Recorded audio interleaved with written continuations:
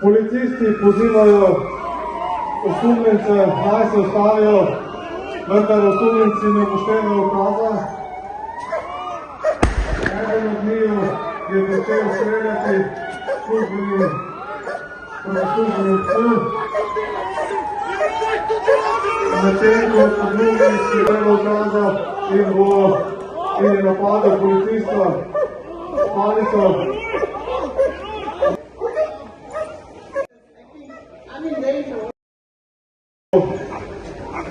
Sta prvi dve osebi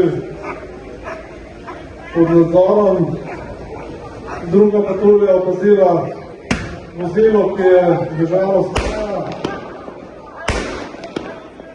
Voznik tretjega vozila,